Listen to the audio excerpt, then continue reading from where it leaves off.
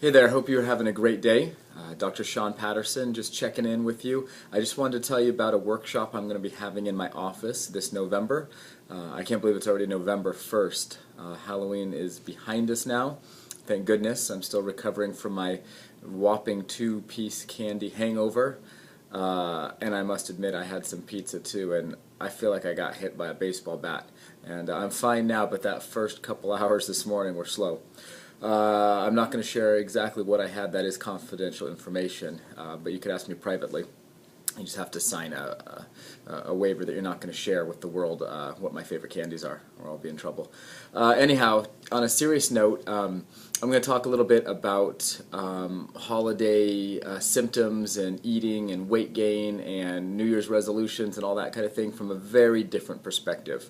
The reality is I have a group of people who start up in my practice every November, December, and most of them, by the time they even hit New Year's, are doing fabulous. Symptoms are down, depression's down, chronic pain's down, digestive disorders, stress in general, weight's coming off, and they just feel really good. Kind of the 80-20 rule. And that's 20% of the people I see, and 80% they tank. I mean, they just go in the you know what.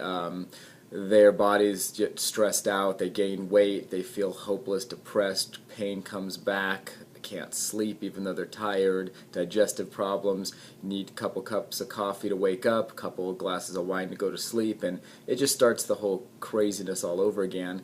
And then New Year's hits, they have resolutions. They don't like to admit that because most people know that they just don't work, but regardless, everybody has these New Year's goals. The sunshine is getting close. We want to look good for spring and summer and feel good. And the reality is, you know, by the end of January, people are frustrated again just because all the fad diets and programs and medications and just all the stuff out there just doesn't seem to work long term. So I'm going to have a workshop in my office that's going to talk about that, and really the two things that hopefully pique your interest are emotional stress and how it relates to weight gain, chronic pain, insomnia, and digestive problems.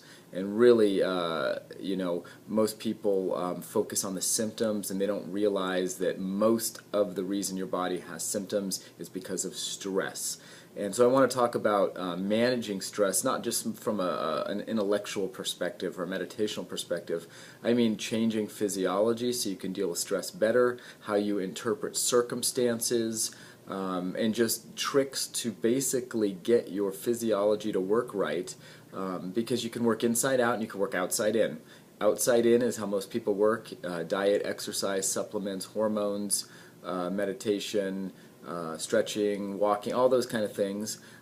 Inside out is more your thoughts, how your thoughts are developed, the unconscious mind. And so I'm going to talk a little bit more on that because a lot of people don't understand how powerful your self-talk is, but really even more than that, you just don't know what the heck's going on in the unconscious mind. Most people, if I was to survey them or ask them questions, their actions or their circumstances are actually in contradiction to what they think their values and thoughts are.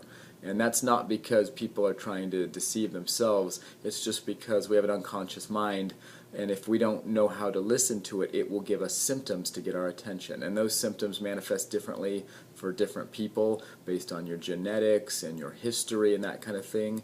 But we just don't want to have bad information and blame things on the wrong stuff. So anyhow, if that sounds interesting to you, please come to my workshop. On the email that was attached to this video, it should have the details, and like always, you can personally respond to this email, drsseanpatterson@gmail.com. I'd love to hear your thoughts, your concerns, your questions, and I always will make time for you. Thanks so much and have a great day.